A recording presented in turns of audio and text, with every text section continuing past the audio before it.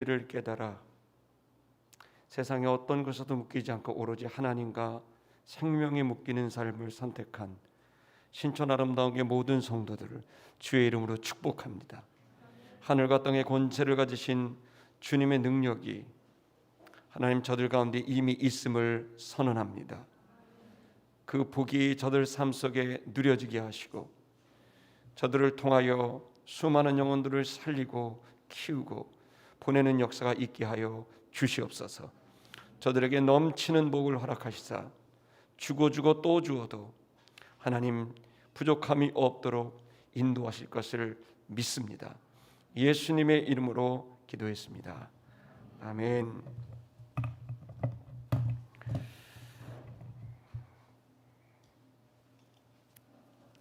할렐루야. 우리 옆에 분 보면서 좀 인사할까요? 힘내십시오. 주님이 함께 하십니다. 네.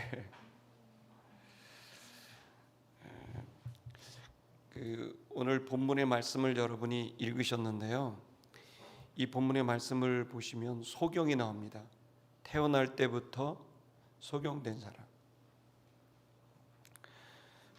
우리는 지금 육신으로는 이렇게 볼 수 있지만 어쩌면 우리는 영적으로는 소경으로 살고 있는 듯 보입니다. 여러분 기억하실지 모르겠어요. 지난 2020년 지난해 10월에 프랑스에서 프랑스의 역사 선생님이 19살 그 무슬림 청년에게 무참하게 목이 참수돼서 이제 죽은 아주 충격적인 사건이 일어났었어요. 이유는 그 청년이 신봉하고 있는 무슬림의 이슬람의 창시자인 무하메드를 이제 풍자한 그 만화 사파를 게시한 그 잡지를 그 학교 수업에 활용해서 표현의 자유라는 그 수업을 진행했다는 이유예요. 그래서 우리 무하메드를 그런 일에 쓸 수 없다라고 해서 이 19살 청년이 분노하면서 이 역사 선생님을 추적해가지고 무참하게 살해한 사건입니다. 근데 지난주에 말이에요. 이 사건 결과가 발표돼서 또 놀라게 했어요. 그 뭐냐면은 당시에 이 역사 수업을 받았다고 주장하는 13살 소녀가 거짓말을 한 거였어요. 실제로 이 역사 선생님은 그런 수업을 한 적이 없어요. 왜 그렇게 했냐면 이 13살 소녀가 학교를 잘 안 간 거예요. 근데 아버지한테 이제 혼나게 생긴 거예요. 그러니까 변명을 대야 되니까 이 아이가 변명을 드러났는데 학교 역사 선생님이 무하메드를 풍자하는 그걸 갖고 표현의 자유라는 수업을 했습니다. 그래서 저 학교 못 갑니다. 이렇게 얘기했다. 근데 이 얘기를 아버지가 그대로 다 믿고 그걸 너무 화가 나서 그 무슬림 커뮤니티에 올린 거예요. 글을 올렸고 그 글을 19살 그 체첸에서 온 체첸의 전쟁 난민이었던 이 19살 청년이 그 얘기를 듣고 결심을 한 거예요. 내가 무하메드를 위해서 알라를 위해서 저 사람을 참수해야 되겠다. 근데 여러분 만약에 이 내용이 얼마나 황망합니까? 만약에 이 소녀가 정말 진실에 대한 그 가치를 알았다면 그가 이렇게 자기 수업 빠지고 아빠한테 혼나는 거를 면하기 위해서 이렇게 하진 않았을 건데 그가 왜 이렇게 거짓말을 했을까? 무서운 거겠죠. 만약에 그 아버지가 말이에요. 그 아버지가 이 소녀 얘기를 듣고 좀 이상하다. 좀 진실이 뭔지 좀 알아보려는 노력을 했다면 그 학교를 방문했다든지 혹은 선생님을 직접 만나서 대화했다든지 했다면 이런 일은 벌어지지 않았겠죠. 이 19살 청년이 말이에요. 이 올라온 글을 그대로 믿지 말고 진짜인가? 이 글이 사실을 조금이라도 확인해 보는 그 여유와 또 과정을 겪었다면 이러한 불행한 일은, 황망한 일은 벌어지지 않았을 겁니다. 우리가 지금 이제 오늘 이제 성경 말씀을 통해서 보시는 것은 예수님이 계속 그랬어요. 나는 세상의 빛이다. 빛이라는 것은 알게 하는 거잖아요. 자, 여러분, 빛이 왜 필요하죠? 밤에 알게 하려고 필요하죠. 자, 그래서 예수님은 이제 뭐라고 말씀하시면 진리를 너희가 알지니, 이 진리는 아버지 하나님이 나한테 하신 말이다. 그래서 이거 진실이고 진리다. 이 진리를 너에게 알게 할 텐데, 이 진리를 너희가 알면 너희가 자유케 될 거다. 너희가 세상을 살 때 돈에 묶이지도 않고 권력에 묶이지도 않고 너 스스로의 과거의 상처에 묶이지도 않고 자유롭게 살 것이다. 이 말씀을 하시면서 우리가 진리를, 그 진실을 알아야 되는 것에 대해서 지금 우리에게 말씀해 주고 있는 겁니다. 근데 여러분, 우리가 지금 우리 예도 그랬지만 이 사람들은 지금 약간 소경처럼 살아요. 뭐냐면 잘 몰라요. 저도 잘 모르고 여러분도 잘 몰라요. 그래서 우리는 근데 너무 많은 정보를 들어요. 그리고 또 알아요. 그런데 또 몰라요.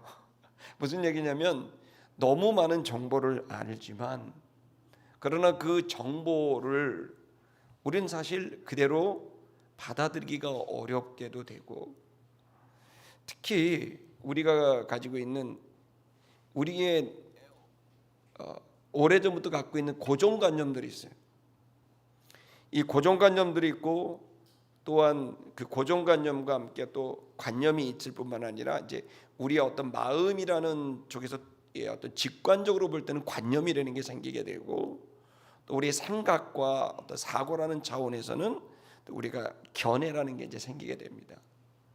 근데 이제 이러한 그 우리의 그런 그 마음과 생각에서 나오는 기준들이 있게 생기는데, 그 관념이 고정관념이 되는, 어떤 굳어져 버린 고정관념이 됐거나, 또 아니면 견해가 편견이 됐거나, 이렇게 되면 기울게 되고 그게 굳어져 버리게 되면 선입견이라는 걸 갖게 돼 가지고 우리가 지금 이제 뭔가를 볼 때 미리 다 이제 안다고 생각하는, 사실 인간관계의 가장 치명적인 요소가 선입견이거든요.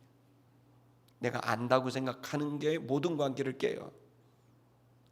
이거 굉장히 무서운 거거든요. 근데 그게 어디로부터 왔느냐?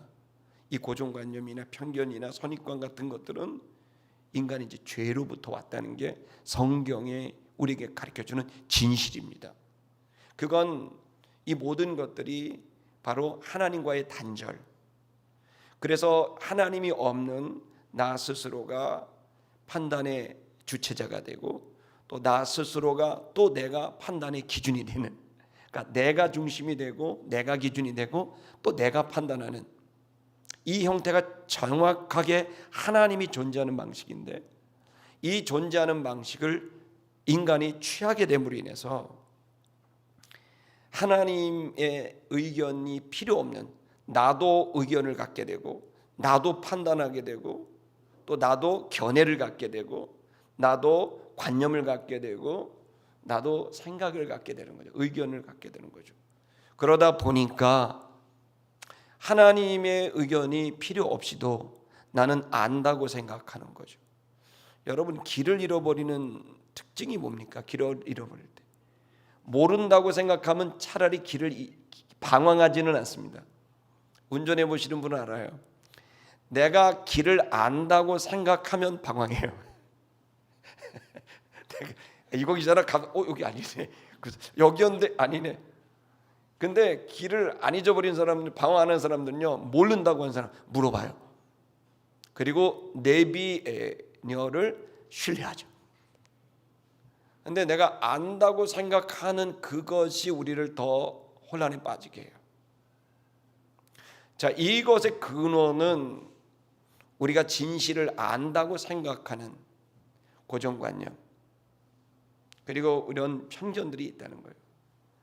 자, 여러분, 근데 사람들은 이 고정관념과 편견이 나쁘다고 다 알아요. 아마 100이면 100 다 나쁘다 그럴 거예요. 근데 왜 이걸 고치려고 잘 하지 않을까요? 이게 우리 속에 왜 만연되어 있을까요? 설교라는 저도 이것과의 싸움이 너무 커요.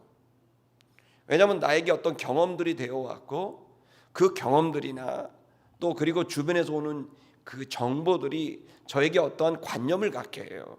선입견을 갖게 한다고요. 그래서 그 사람이 어떤 행동을 보이거나 어떤 일이 벌어지면 나에게 그 상처들이 어떤 그 고정관념과 편견을 갖게 하게 되니까 그것으로 이제 판단이 돼 버려요. 나도 모르게 판단이 돼요. 근데 이게 정말 우리를 치명적인 방황에 빠지게 하는 원인이거든요. 지레 겁을 먹는 거죠. 여러분, 소뚜껑 보고 이제 잘한 줄 알고 놀라는 거죠. 자라보고 놀란 것은 소뚜껑 보고 놀란다는 게, 소뚜껑은 그냥 소뚜껑인데 그거 보고 으악 놀란 거죠. 놀랄 이유가 없죠. 근데 그래 버린다는 거예요. 이게 우리를 헛된 삶을 살게 하고 하나님이 이 땅에 우리를 보낸 이유와 목적을 살아내지 못하게 만드는 사단의 괴기라고 저는 생각합니다. 사람들이 왜 근데 이게 나쁜지 아는데 해결 안 할까요? 왜냐하면 이 편견 같은 거, 고정관념 같은 거, 선입견 같은 건 사실은 내 문제는 아니에요. 이거를 하는 상대자가 고통을 받는 거예요. 그러니까 편견을 해버리고 말아요. 고정관념하고 냅둬 난 이렇게 살 거야 이래요. 이런 사람들 볼 때마다 난 때려주고 싶어. 왜냐하면 이건 자기한테는 피해는 안 가. 그러니까 이거는 그냥 해도 나쁘다는 건 다 알지만 실제로 이 문제가 자기 문제가 아니니까, 고통이 나한테 직접적으로 오지 않으니까 이거 그냥 내버려둬요. 근데 여러분, 정말 그래도 되는 걸까? 이게 내 문제가 아닐까요? 아니에요. 이거는 정말 큰 문제인 거예요. 이 고정관념과 관념과 또 편견과 선입견과 그리고 내가 딱 봐서 뭔가를 안다라고 생각하면서 이렇게 넘겨짚으면서 많은 경험이 있을수록, 오래 산 사람일수록, 많이 공부한 사람일수록 이게 더 커져요. 그걸 교만이라는 거예요. 종교적인 용어로. 자, 여러분, 이게 우리에게 교만이 와서, 여러분, 근데 이게 우리를, 그럼 교만하면 자기는 별 문제 없어요. 다른 사람이 그걸 보고 힘들지. 저 사람 때문에 못 살겠다. 어떻게 이렇게 말을 하지? 어떻게 저렇게 행동하지? 그러면 정말 너무 힘들어요. 근데 본인은 괜찮아. 와, 진짜 짜증나죠. 그럼 자기는 행복하게 살아. 희희낙낙하며 살아. 이게 여러분 윤리적인 타락인 거예요. 다른 사람을 생각해야 돼. 근데 진짜 문제는 사실은 다른 사람이 고통받는 것뿐만 아니라 본인이 그렇게 살면 큰 문제가 있어요. 무슨 문제냐? 진실을 보지 못하며 살게 돼요. 그걸 가리는 스스로가 만든 장애물이에요. 그래서 진실을 못 봐요. 안 들으려 하거든요. 그래서 본인이 어떤지 듣지를 않아요. 들으려고 하지 않고 말을 하려고 해요. 내가 누군지를 보지 못해요. 그리고 그 내 보지 못하는 부분이 큰 문제가 되지 않는 부분은 문제가 안 되는데, 내가 꼭 봐야 되는 일을 놓치게 되면서 그 진실을 보지 못하게 하면서 본인이 돌이킬 수 없는, 여러분, 많은 사람들이 그런 문제로 관계가 깨집니다. 진실을 봐야 되는데 오히려 문제는 나한테 있는 경우가 많은데 다른 사람에게 있다고 생각을 하는 경우가 있단 말이에요. 여러분, 지금 우리는 지금 주님께서 우리들에게 주시는 이 죄를 우리가 이기고 진리와 진실을 알아가는 일은 매우 중요한 가치가 있다는 것을 좀 깨달아야 됩니다. 좀 전에 말한 대로 우리가 진실을 못 보게 되는 건 너무 큰 손해예요. 그래서 진실을 못 보면 어떻게 되냐면 좋은 사람과 나쁜 사람을 구분을 못해요. 좋은 일과 나쁜 일을 구분을 못해요. 진실을 모르니까 오로지 나한테 잘하면 좋은 사람이고요, 나한테 서운한 얘기를 하면 나쁜 사람이에요. 내 기준에 맞춰지면은요 공정한 사람이고요, 내 기준에 안 맞춰지면은요 불공정한 사람이에요. 다 중심이 자기라니까요. 객관적인 사실을 놓쳐요. 진실을 놓친다고요. 그리고 자기 생각 속에 갇혀 있어. 그리고 자기 감정 속에도 갇혀버려. 그리고 자기 고집대로 자기 삶을 만들어. 그러면 그 사람이 다른 사람이 볼 땐 답답해 보이고, 그 사람은 사회성이 없고 관계가 없는 사람처럼 보이니까 어떻게 해요? 부담스러워지죠. 그리고 또 그러면서 자기를 그렇게 되는 걸 인정하고 싶지 않으니까 자기는 막 웃으러 다녀. 좋은 걸로 자기를 치장해. 그리고 자기가 원하는 꿈을 향해서, 취향을 향해서, 하고 싶은 장을 향해 끝없이 달려가. 근데 진짜 나를 보지 못하는. 그게 언제 봐지냐? 죽음 앞에 갔을 때 봐지거든. 진짜 중요한 것과 중요하지 않은 것들을 분별해내지 못하는 거예요. 그리고 어떤 사람들은 그렇게 자기를 그렇게 고립되면 이용도 당해요. 고립된 사람들이 사기를 정말 잘 당해요. 왜? 잘해주면 내 편이거든. 그 사람들은 되게 간단해. 귀팔랑해요. 엄청 잘해줘봐요. 그럼 그 사람이 내 편인 줄 알아요. 왜? 외로웠거든. 내 주변 사람이 없는데, 날 위한 사람이 없었는데 이 사람이 너무 친절해. 그냥 싹 넘어가는 거예요. 그러다 마지막에 보증 한번 써줘, 카드 하나 빌려줘, 이러면 끝나는 거예요. 자, 여러분, 제가 극단적인 얘기라고 할지 모르는 제 경험상 여러분들과 잠깐 이야기를 좀 더 해보겠습니다. 그러면 결국 인생이 꼬여요. 나를 포장하면서 또 꼬이고, 진실을 못 보면서 또 꼬이고, 그 과정에서 이용을 해먹는 사람들이 막 달라붙어서 꼬이고, 나는 잘하고 싶은데 잘 안 돼요. 인생이 의도치 않게 꼬여요.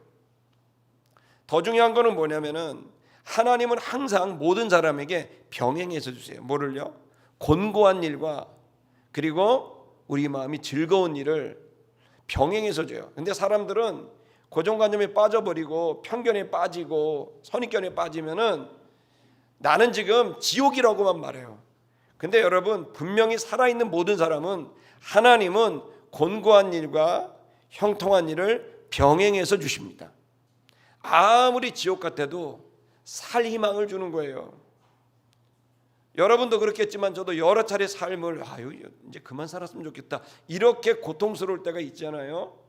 근데 그때마다 기가 막히게 생각지 않았게, 어떤 경우에는 뭐 우리 딸이 민주가 갑자기 나한테 아빠 사랑해 그러면 그 말 한마디가 눈물이 왜 이렇게 나는지, 그게 뭐 별 얘기예요? 아빠 사랑해 몇 마디 되지도 않는데 하나님도 와갖고 아빠 최고야. 그런데 야, 정말 참을 수 없는 눈물과 위로가 격려되니까 얘 때문에 다시 한다 그러고 나간단 말이에요. 우리는 지옥이라고 생각하지만 아니에요. 그 거짓말이에요. 여러분, 편견이에요. 하나님은 모든 사람에게 형통한 일과 곤고한 일을 병행해서 주십니다. 근데 내 눈에 좋은 일만 보이고 내 눈에 나쁜 일만 보일 뿐이지, 주위를 둘러보면 모든 사람은, 그러니까 데살로니가 그러잖아요. 항상 기뻐하잖아요. 그게 말이 안 되잖아요. 왜? 항상 기뻐할 일은 존재한다는 거예요. 아멘 하세요. 범사에 감사라 그랬잖아요. 모든 일에.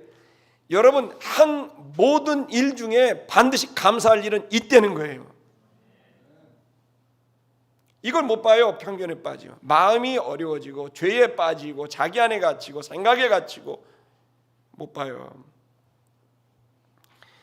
여러분, 그래서 더더욱 중요한 건 뭐냐면, 그런 곤고와 어려움들이 오면 자기는 막 압박당하고 힘들어. 난 희망이 없는 것 같아. 요즘에도 보면은 우리 지금 30대 40대 우리 여호수아 공동체들이 서울에 안 살아. 점점 경기도 인천으로 가고 있어. 지금 왜? 서울에 집을 못 구해. 전세값을 올려달라 그러는데 감당이 안 되니까 점점 지금 계속 경기도 교회로, 신촌 아름다운 교회가 아니라 경기도 아름다운 교회로 바꿔야 돼요. 다 이사 가요. 이제 젊은 사람들은 여기 살 수가 없어. 갑자기 이렇게 됐나 모르겠어요. 다 걱정해서 전부 다 신도시로 가고 어디 인천으로 가고. 왜? 여기 감당이 안 되니까요. 여러분, 근데 나는 그때 그 가장들의 마음이 너무 가슴이 아파요. 왜? 저도 주민등록등본을 이렇게 떼어보니까, 초본을 떼어보니까 제가 여러분 안 믿으시겠지만 제가 한 30번을 이사했더라고요. 50년 조금 넘게 살았는데 30번을 이사했어요. 군대 간 거, 개척하러 간 거 빼면 한 33번 정도 이사했어요. 6개월마다 한 번, 1년에 한 번씩 이사를 하고, 뭐 여러분 우리 아름다운 교도 얼마나 많이 이사했는데 이제 없으면 이사하는 거예요. 근데 항상 제가 굉장히 대한민국에서 최고 있어 보이죠. 할렐루야. 옛날에도 엄청 있어 보여갖고 우리 학교 선생님들이 나는 부잣집 아들로 생각을 하고 있었어요. 저는 항상 제가 부잣집 아들로 보여요. 할렐루야. 감사한 일입니다. 근데 여러분 이사할 때 얼마나 힘든지 몰라요. 돈이 많아서 좀 넓은 데로 가면 감사하지. 근데 돈이 없어서 쫓겨나가는 느낌? 이거는 너무 힘들고, 가정을 책임지는 가장은 낙심이 되고 좌절될 것 같아서 걱정도 되고 그래요. 기도밖에 할 게 없네요. 근데 여러분 이걸 아셔야 돼요. 가장들 잘 들으세요. 여러분들이 지금 돈 때문에 어렵고 회사가 지금 간당간당하고 회사들이 너무 어려우니까 이런 현실적인 어려움이 여러분 앞에 있어서 여러분이 낙심되고 내가 믿어봐야 뭐하나, 믿었더니 이거야 겨우, 이런 마음이 들 수 있어요. 나도 그런 마음 들은 적이 있으니까. 근데 내가 얘기할게요. 그러나 그 당신이 갖고 있는 생각은 편견입니다. 하나님은 그 일을 통해 당신을 성장시킨다는 걸 알아야 돼요. 저도 수도 없이 이 과정, 제가 꼰대라고 생각하셔도 됩니다. 근데 저도 지금 짧은 시간이지만 하면서 빚도 수십억 져보기도 하고 내가 써본 것도 아니에요. 여러 명에게 사기도 당해보고 누명도 써보고 정말 견디기 어려운 시간들이 제 안에 있었고, 그런데 책임져야 될 가족들이 있고 자녀들이 또 생기고 교회도 있고, 자 포기할 수도 없고 갈 수도 없고 숨은 안 쉬어지고. 여러분 그러나 그런 시간에 내가 마치 저주받은 것처럼, 마치 그물에 붙잡혀버린 토끼 마냥 벗어나고 싶은데 벗어날 수가 없는, 그물에 갇혀있는 나처럼 내가 마치 저주받은 것 같은 그 답답함이 내 안에 막 밀려올 때가 있어요. 그런데 여러분 제가 분명히 말씀드릴게요. 그 그물 금방 찢어집니다. 할렐루야. 그리고 그 속에서 여러분 아셔야 될 건, 여러분이 계속 고정관념과 편견과 선입관을 갖고 여러분의 과거의 경험을 갖고 이 상황을 해석한다면 여러분들은 반드시 오판할 겁니다. 그것은 이것에 대한 해답과 진실을 알아야 됩니다. 오늘 여기 태어나면서부터 소경이라는 얘기 뭐예요? 한 번도 뭔가를 본 적이 없는 절망적인 거지입니다. 단 한 번도 본 적이 없는 거예요. 이렇게 절망적인 사람이 어디 있어요? 자, 이 사람의 회복의 기록이 오늘 본문에 나와 있습니다. 그리고 이 사람은 전설에는 유럽 지역을 다니면서 평생을 단 한 번도 보지 못했는데 뭐라고 전도했냐면, 내가 그분이 나라의 눈을 여셨는데 내가 처음으로 본 분이 예수요. 그러면서 복음을 목숨을 걸고 전했다 그래요. 자, 지금 이 몇 년이 된지 모르지만 단 한 번도 보지 못하는 우리들로 따지면 최악의 상황일 겁니다. 이 사람이 위대한 전도자로 바뀌게 된 건 그의 수십 년간의 소경과 경제 최악의 상황, 사람들의 정죄 속에서 살아간 그 시간이 그를 위대한 전도자로 만들어버린 거죠. 자, 이 얘기를 여러분의 얘기라고 믿을 수는 없을까요? 여러분 이 시간, 저는 사람들은 지금 최근에 이 동네에 아주 유명한 철학과 교수가 막 강연을 하면서 사람들이 거기에 구름대같이 막 몰려듭니다. 그분이 이런 얘기를 하더라고요. 당신의 존재, 당신의 실체 이외에 어떤 것도 영원한 것은 없다. 당신만이 최고의 가치다. 당신 이외에 최고의 가치는 없다. 선도 없다. 악도 없다. 옳은 것도 없다. 그런 것도 없다. 최고도 없다. 최소도 없다. 오로지 당신만이 최종적 존재이다. 당신이 시작이고 당신이 최종이다. 최종적 존재인 당신은 당신을 믿어야 한다. 다만 자신을 주장하더라도 타인을 배려하는 태도를 가져야 한다. 그럼에도 불구하고 당신은 타인을 배려하는 것보다 당신 자신을 배려해야 된다. 왜냐? 당신이 최종적 존재니까. 이렇게 가르치는데 사람들이 막 박수치고 나답게 살자고 막 난리를 해요. 그것이 행복이라고 가르치는 강연이 폭발적으로 일어나고 있습니다. 여러분, 우리가 유일한 존재이기 때문에 최고의 가치라는 말엔 동의합니다. 그러나 우리는 유일한 존재이지만 절대적인 존재는 아닙니다. 여러분, 우리의 시각을 보십시오. 무엇 하나 정확하게 보는 시각이 있습니까? 다 착시 현상입니다. 지금 우리가 보고 있는 이 색깔이 진짜 색깔일까요? 내가 보고 있는 게 다일까요? 우리가 보고 있는 숫자, 우리가 보고 있는 저 개수, 크기 진실일까요? 나는 요즘 통계청 얘기를 잘 못 믿겠어요. 우리가 알고 있는 것들이 다일까요? 저도 그렇고 제가 전하는 것도 진짜일까요? 어느 날인가는 내가 온통 내가 보고 아는 게 진짜일까라고 하는 그런 의구심이 듭니다. 여러분, 우리의 시각만 그렇습니까? 우리의 견해는 어떻습니까? 자기가 하면 투자고 남이 하면 투기랍니다. 그 우리잖아요. 남 얘기 아니에요. 우리 얘기잖아요. 내가 하면 투자예요. 남이 하면 투기인 거예요.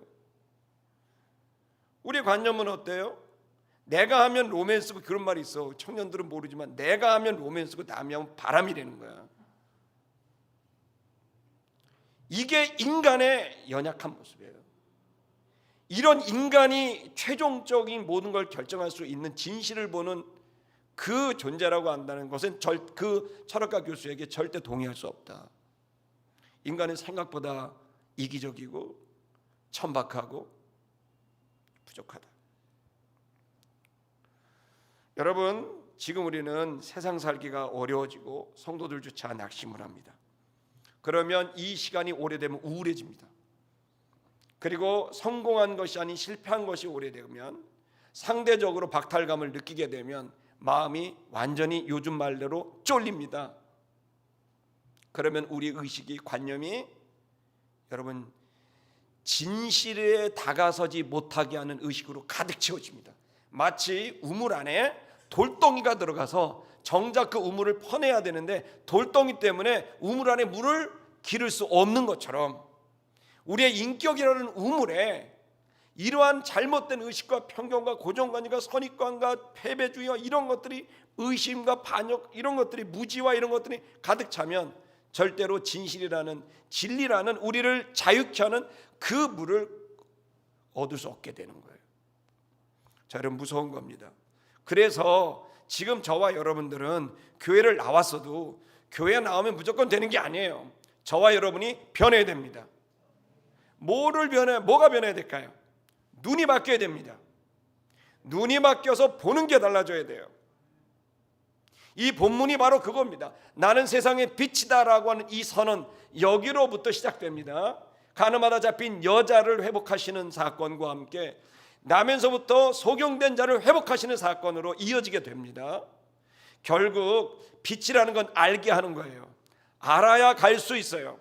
아무리 세상이 어두워도 세상을 볼 수 있는 눈만 열린다면, 여러분 영화 같은 데 보면요, 액션 영화 보면은요, 새카만 밤에 특공대원들이 작전을 수행합니다. 근데 특공대들이 다 이겨요. 이유는 뭐예요? 밤에 보이는 안경을 착용을 해요.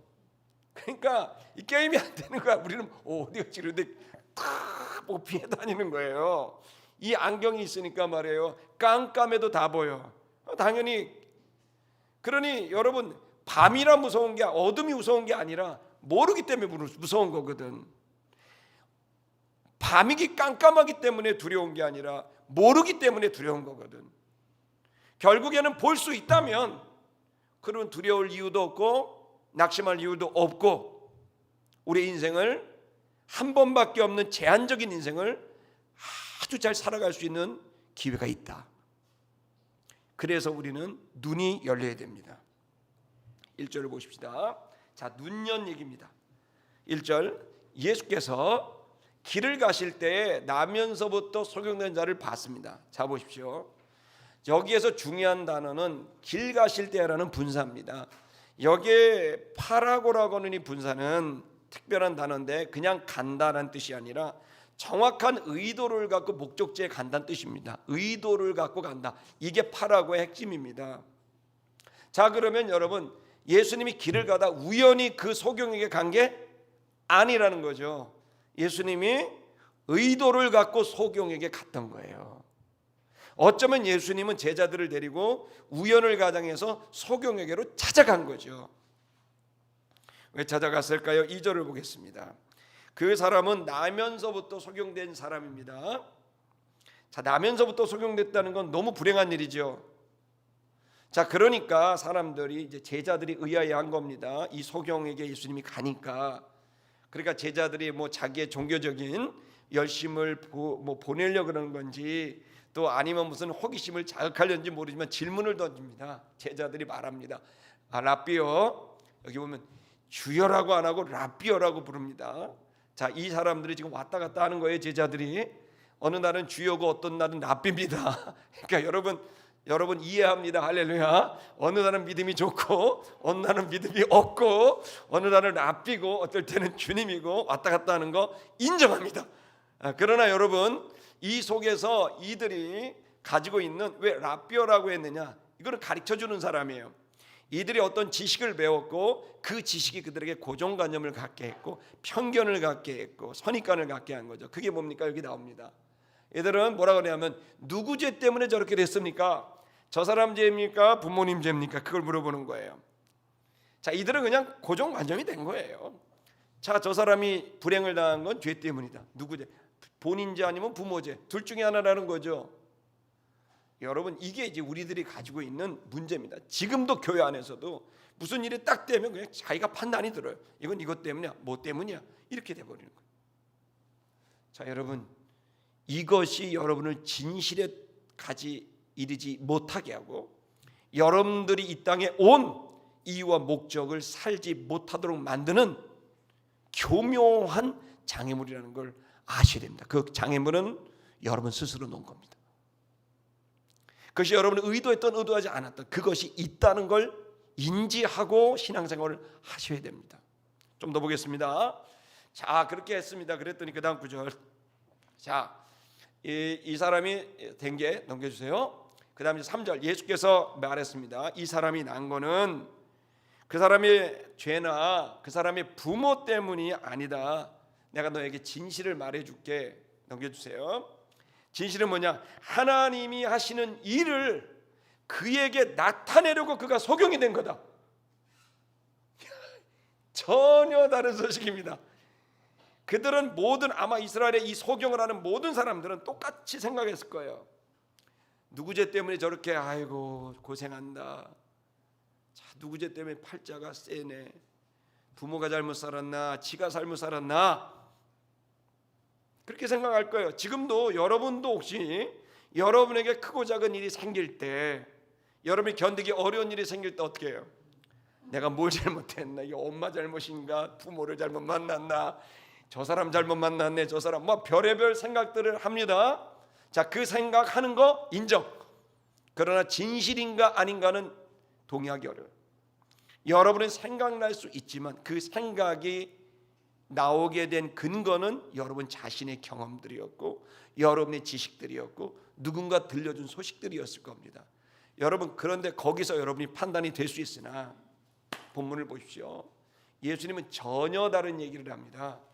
하나님이 하시는 일, 그게 뭡니까? 구원입니다. 변화입니다. 하나님이 하시는 일은 바로 그거예요. 절망에 빠진 죽어가는 사람, 이 사람들을 살려내는 게 하나님이 하시는 일이죠. 자, 그것이 예수가 이 땅에 온 목적이죠. 그가 이 땅에 오신 목적은 우리를 살리는 겁니다. 고통과 죽음 속에 있는 우리들에게 구원을 베푸는 일이에요. 그것을, 그 일을 누구를 통해? 바로 이 소경을 통해 어떻게 해요? 나타내고자, 드러내고자 이 사람이 수십 년을 소경으로 산 거야.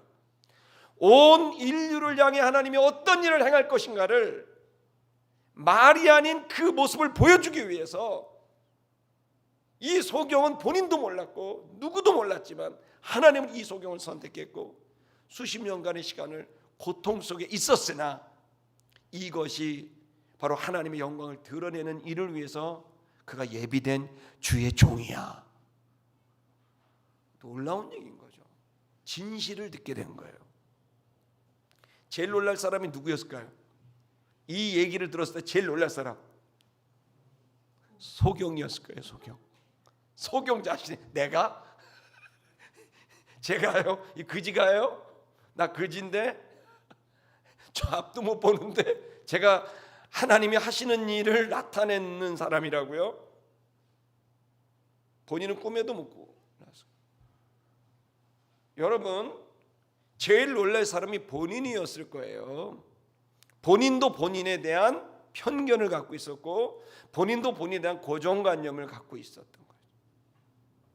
자, 여러분, 이 얘기가 드러나게 됐을 때, 자, 여러분, 이제 예수님이 이제 드디어 이 사람이, 그러면 그 운명적인 이 만남이죠. 야, 여러분 그 그림을 그려보십시다. 예수님이 제자들과 소경이 이러고 있는 겁니다. 그때 예수님이 소경이 오는 거죠. 이렇게 다가오시는 거죠. 묻는 거예요, 제자들이. 누구 죄 때문에 저 사람은 저 그지는 저렇게 됐나요? 부모 죄입니까? 자기 죄입니까? 제자들이 물어요. 그때 예수님이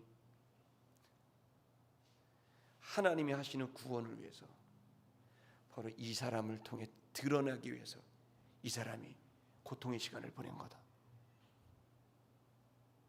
갑자기 이게 무슨 소리일까? 놀라지 않았겠어요? 자, 보십시다, 여러분. 여러분, 저와 여러분들이 이 운명적인 만남이 필요합니다. 할렐루야. 그럼 어떻게 해야 이 눈이 밝아졌을까요? 어떻게 이를 밝아졌을까요? 넘겨주세요.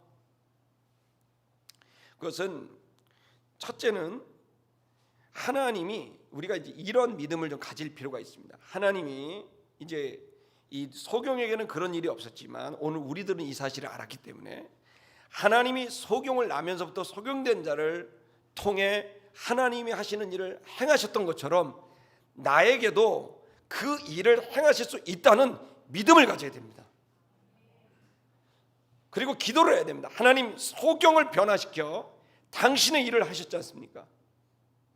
주님, 부족한 제가 손을 듭니다. 저를 변화시켜 당신이 하시는 일을 행하십시오. 제가 그렇게 당신을 드러내는 자가 되기를 원합니다. 이 본문에 보십시오. 그는 하나님이에요. 그가 우리들입니다. 나를 보내신 이의 일, 하나님의 일이죠. 이것을 하려고 하는 것처럼 바로 우리를 그렇게 할 것이다. 이게 말이요, 부정사로 돼 있어서 대의는 반드시 그렇게 한다. 즉 예수님이 이렇게 말하는 거예요. 아버지가 나를 보내서, 그래서 나를 보낸 그 일을 다 이루신 것처럼 그가 우리들도, 너희들도 그렇게 보내서 이루실 거야. 나를 보내서 구원의 일을 이루신 것처럼 소경을 보내서 구원의 일을 드러내시는 거야. 그리고 소경뿐 아니야, 너희도 나도 우리 모두가 하나님이 보내신 목적이 있고 그 일을 반드시 지금 현재형 이루시고 있어. 여러분에게 선포합니다. 여러분은 그냥 태어나지 않았습니다. 여러분들은 이 땅에 온 목적이 있습니다. 그 목적은 하나님의 일입니다. 하나님의 일은 영혼을 살리고 생명을 불어넣는 일입니다. 이 일을 예수님을 보내서 예수님을 통해 이루신 것처럼, 소경을 보내 소경을 통해 이루신 것처럼 여러분들을 보내, 저를 보내 이루실 겁니다. 누가? 그가, 하나님이 이루실 거예요. 이걸 믿으셔야 합니다. 소경은 이 얘기를 들었을 때 믿었습니다. 그 얘기를, 예수님의 이 얘기를 듣고 바로 믿은 겁니다. 그 다음 구절을 보십시다. 5절을 보면 예수님이 더 얘기합니다.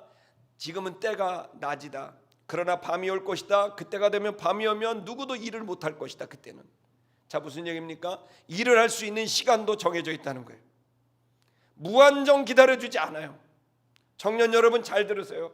무한정 여러분의 시간이 있지 않아요. 장년 여러분 잘 들으세요. 무한정 있지 않아요. 여러분 지금 걸어다닐 수 있을 때, 말할 수 있을 때, 일할 수 있을 때 하나님이 나를 보낸 이유와 목적을 듣고 그 일을 행하세요. 때가 되면 일하고 싶어도 못하는 때가 옵니다. 지금 여러분은 돈에 묶이고 관계에 묶이고 온갖 책임감에 묶이고 그렇습니까?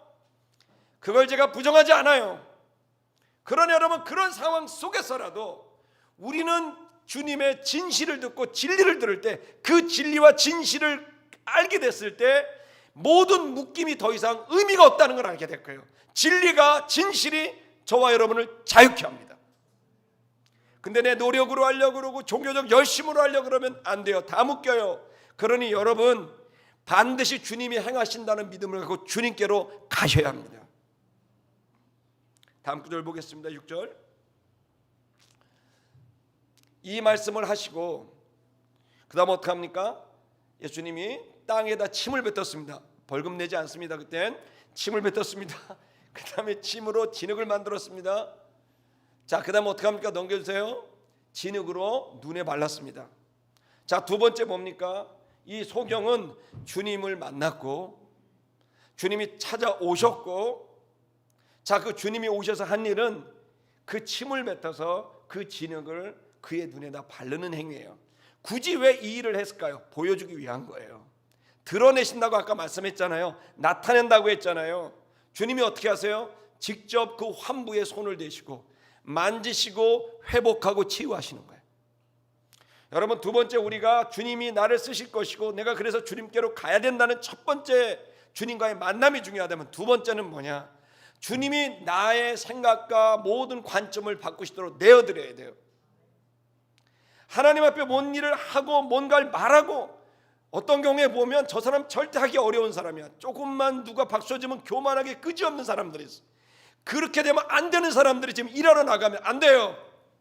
눈이 바뀌어지고 일해야 돼요. 눈이 바뀌어야 돼요.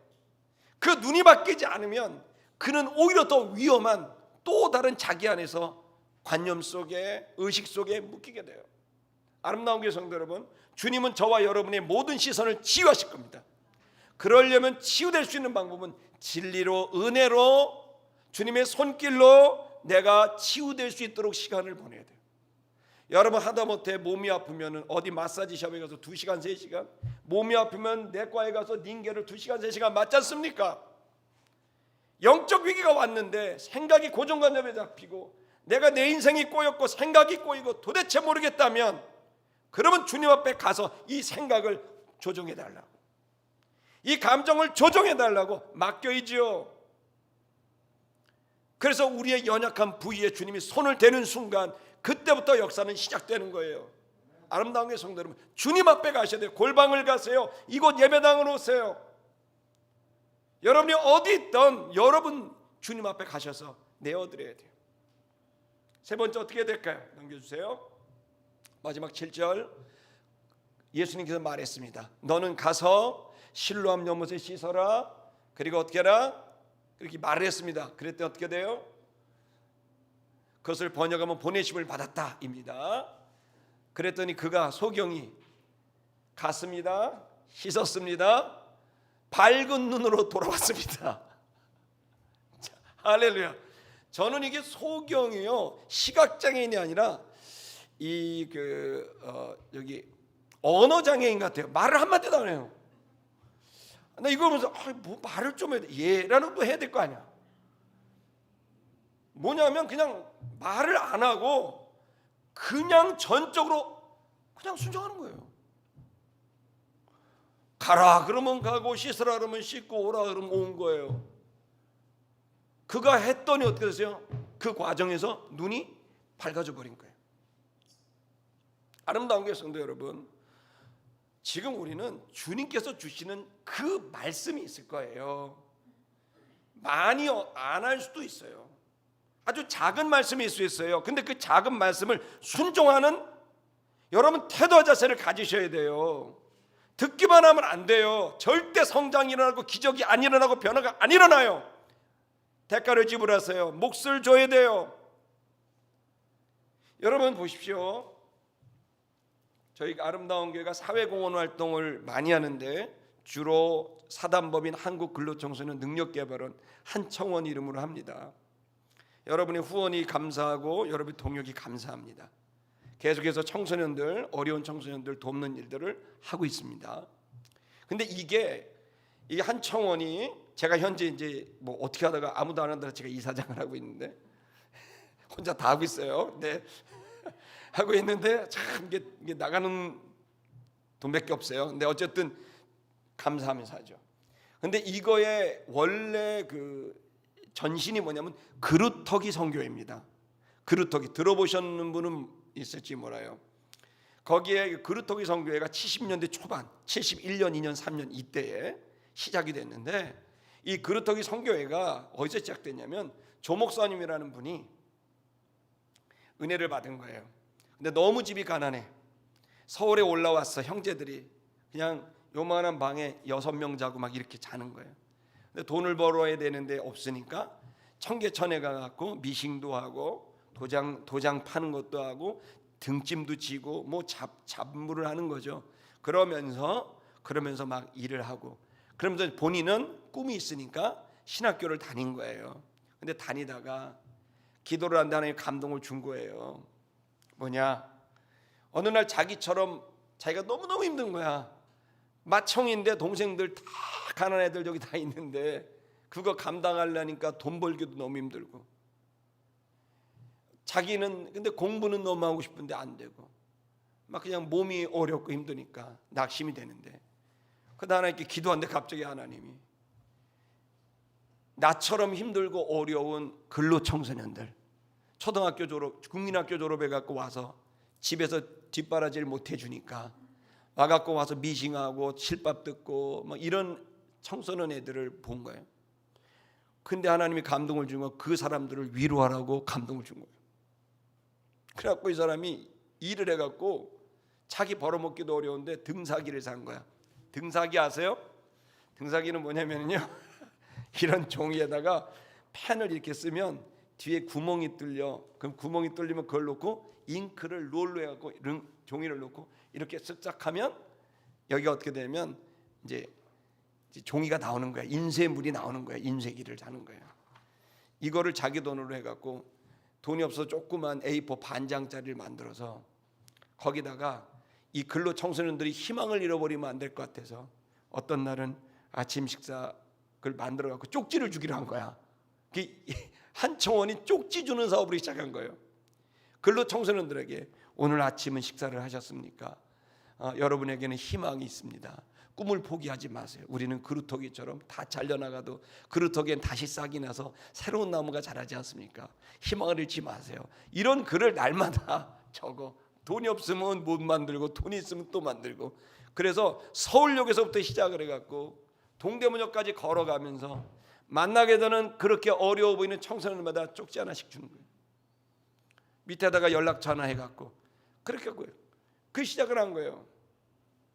여러분, 그렇게 되자 그 가운데는 소년원 출신들도 있고 또 고아원 출신들도 있고 이런 사람들이 몰리게 된 거예요. 이런 사람들이 있다가 여러분 어떻게 됩니까? 나중에는 소년원 출신들이 또 얘기를 해서 원주에 소년원이 있었는데 그 앞에다가 심산 소녀학교라는 걸 만드는 거예요. 한 20명 들어가는 숙소를 만들어 놓고 소년원에 와서 있으면 여자애들 같은 경우는 거기 빨간 줄 한번 거지면 옛날엔 취업이 안 돼요. 근데 이 아이들이 글자도 모르고 글씨도 모르고 다 불우한 아이들이니까 출소하기 6개월 전에 데리고 와서 먹이고 입히면서 글씨도 배워주고 꿈도 키워주고 막 이런 거예요. 저 강화도에는 우리나라 최초의 대안학교를 한청원이 만든 거예요. 할렐루야. 우리나라 1호 대안학교를 강화도에 만든 거예요. 거기는 소년들이 가고 원주에는 소녀들이 가고 이 어려운 애들이 가갖고 거기서 교육을 받고 꿈을 꾸었는데, 여러분 놀라운 사실은 지금 코스타 최고의 강사 선교사님, 케냐 선교사님 이런 분들이 다 거기 출신이에요. 지금 이분들이 지금 아프리카에 타이어 사업하시는 분, 브라질에서 옷 사업하시는 분들, 이런 분들이 다 소년원 출신인데 꿈이 없이 낙심한 그들이 그 쪽지를 받고 그 교육을 받고 같이 살면서, 그러면서 그때 당시 여행 자유화도 없는, 해외여행 자유화도 없는 그때 브라질로 날아가고, 여러분 그때 케냐로 날아가고, 그러면서 거기에서 꿈을 키우면서 학교를 세우고 기업을 세우고 지금 선교를 하고 있는 거예요. 여러분 그때 그 조 목사님이 20대 초반이었답니다.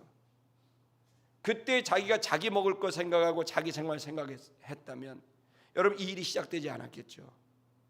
그러나 하나님께서 주신 감동, 쪽지를 만들어서 다 희망을 줘라.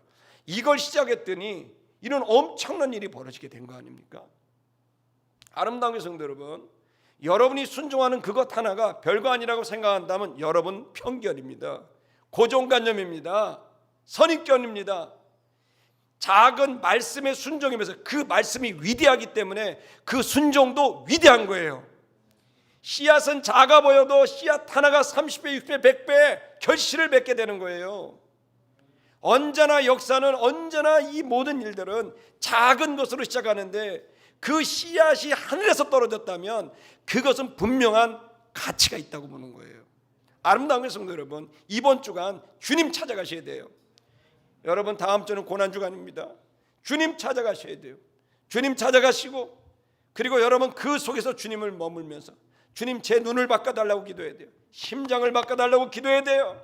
머리통을 좀 바꿔달라고, 사고방식을 바꿔달라고, 내 중심을 바꾸게 해달라고, 내가 아니라 당신이 되기를 원합니다. 주님께 기도하세요. 그리고 내어드리세요. 이걸 고쳐달라고. 여러분 10분 20분 안 돼요. 충분히 링게를 맞아도 2시간이에요. 여러분 그 시간만이라도 주님께 충분히 나를 고쳐달라고 맡겨드리세요. 그런 과정 중에 주님이 깨닫게 하시는 하라고 하는 말씀이 딱 들어오면 순종하세요. 그때부터 기적은 시작되는 겁니다. 신천의 아름다운 교회 성도 여러분, 지금 상황은 너무나 절망적입니다. 맞습니다. 그러나 우리는 자유자들입니다. 진리가 우리를 자유케 합니다. 주님의 진리와 진실이, 그 말씀이 우리를 자유케 합니다. 여러분 기적을 체험해 여러분의 마음이 바뀌고 삶이 바뀌는 귀한 일들이 있게 되기를 주의 이름으로 축복합니다. 노래하십시다. 우리 옆에 사람 보면서 인사할게요. 힘내십시오. 주님이 함께 하십니다.